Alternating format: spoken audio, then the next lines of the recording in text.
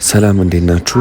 ከመዝሙረ ዳዊት ጋር በተገናኘ ከደረሱኝ ጥያቄዎች መካከል አንዱ ስለ ራስ ህመም ነው። በተደጋጋሚ ከደረሱኝ ጥያቄዎች መካከል ማለት ነውና ከፍተኛ ለሆነ ለራስ ምታት መዝሙረ ዳዊትን ብንጠቀም ይረዳናል ወይም ያስታግስልናል ወይ የሚል ጥያቄ ደርሶኛልና እሱን ለመመለስ ሞክራለሁኝ።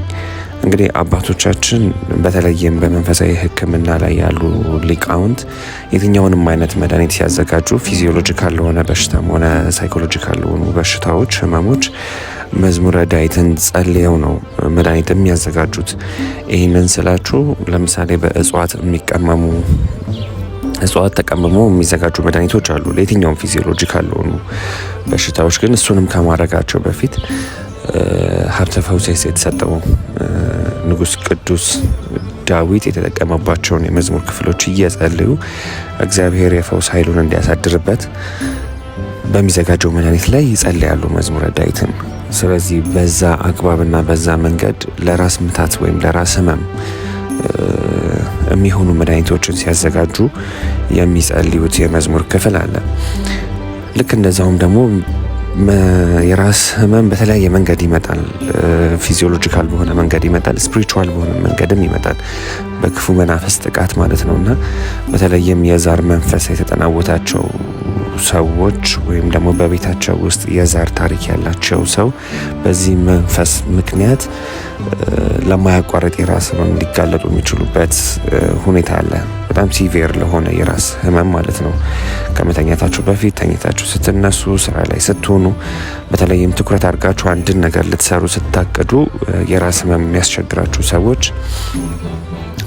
ህመሙ ፊዚዮሎጂካል ስለሆነ ብቻ ሳይሆን በክፉ መናፍስት ጥቃትም አስከፊ የሆነ የማያቋርጥ የራስ ህመም ሊያጋጥማችሁ ይችላልና እንደዚህ አይነት ህመም ሲያጋጥማችሁ በመናፍስት ጥቃትም ሆነ በሌላ መንገድ ሲመጣ መዝሙር 49 እና መዝሙር 50 ሁሌ እንደምላችሁ በፍጹም ተመስጦ ውስጥ ሆናችሁ ባመማችሁ ሰዓት ብትጸልዩት ብትደግሙት ይረዳችኋል። በዚህ መንገድ ብዙ ሰዎች ተጠቅመውበት ለውጥ አይተንበታል ያሉኝ ሰዎች አሉና እናንተም እንድትጠቀሙበት መክራችኋለሁ። ወይም በተለይ እንደነገርኳችሁ በክፉ መንፈስ እየተፈተናችሁ የራስ ህመም የሚያስቸግራችሁ ሰዎች ማለት ነው መዝሙር 49 እና መዝሙር 50 በፍጹም አትኩሮት ውስጥ ሆናችሁ 7 ጊዜ እየጸለያችሁ ብትደግሙ የሚፈተናችሁ እላችሁ ላይ አድሮ በራስ ህመምም ሆነ በተለያየ ህመም የሚፈተናችሁን ክፉ መንፈስ ከህይወታችሁ በማራቅ ረገድ በደንብ ይጠቅማችኋል። መዝሙር 49 እና መዝሙር 50 ማለት ነው።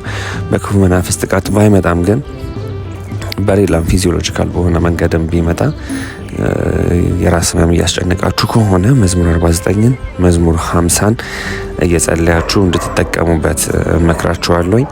ሌሎች እንግዲህ በመዝሙረ ዳዊትን ተጠቅማችሁ ለውጥ ያገኛችሁበት ሰዎች ኤክስፔሪየንስ ያደረጋችሁትን ነገር ያገኛችሁትን ጥቅም ልምዳችሁን ከስር እንድታስቀምጡ እጠይቃችኋለሁኝ። በራስ ህመም የሚቸገር ሰው ካለም ይሄ መልእክት ብታካፍሏቸው ብታጋሯቸው ሊጠቀሙበት ይችላሉ።